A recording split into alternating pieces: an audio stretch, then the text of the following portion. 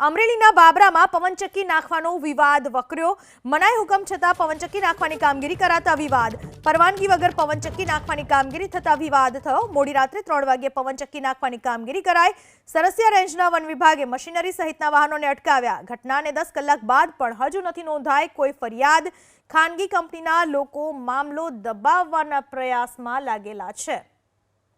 આ વિશે વધુ માહિતી આપવા આપણી સાથે જોડાઈ ચૂક્યા છે મારા સંવાદદાતા હરેશ ખુમાણ।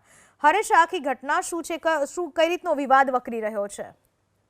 બિલકુલ, બાબરા તાલુકાના ગ્રામ્ય વિસ્તારોની અંદર પવનચક્કીની કામગીરી છેલ્લા લાંબા સમયથી ચાલી રહી છે। ત્યારે પવનચક્કીના કારણે સ્થાનિક ખેડૂતોને નુકસાન થતું હતું। અનેક વખત ખેડૂતો દ્વારા આવેદનો આપવામાં આવ્યા છે।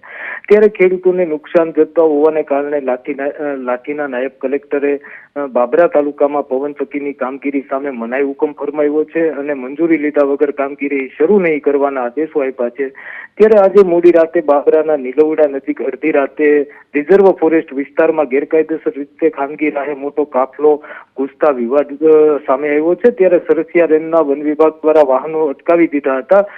નવાઈની વાત એ છે કે 9 કલાક વીતવા છતાં હજુ સુધી વન વિભાગ દ્વારા કાર્યવાહી કરવામાં નથી આવી। ત્યારે મોટા ટ્રકો અને ક્રેન ટેલરો સહિતના વાહનો હજુ સુધી રોકવામાં આવ્યા છે, પરંતુ કાર્યવાહી કરવામાં નથી આવી। એટલે ક્યાંક ને ક્યાંક તંત્ર સામે પણ સવાલો ઉઠી રહ્યા છે। આ બાબતે સ્થાનિક પૂર્વ ધારાસભ્ય વિરજી ઠુમર પણ અગાઉ અનેક વખત ફરિયાદો કરી ચૂક્યા છે, પરંતુ ક્યાંક ને ક્યાંક પવનચક્કીની કંપનીઓ પોતાની મનમાની મુજબ કામગીરી કરતી હોય તેવું ચર્ચાઈ રહ્યું છે। ત્યારે હાલ પવનચક્કીની ખાનગી કંપનીના માણસો મામલો દબાવવાનો પ્રયાસ કરતા હોય તેવો પણ હાલ અત્યારે ગણગણાટ શરૂ થયો છે। એટલે ક્યાંક ને ક્યાંક હજુ સુધી વન વિભાગે કાર્યવાહી નથી કરી, તેને લઈ અને સવાલો ઉઠી રહ્યા છે। જી, આભાર આપનો તમામ માહિતી બદલ હરેશ।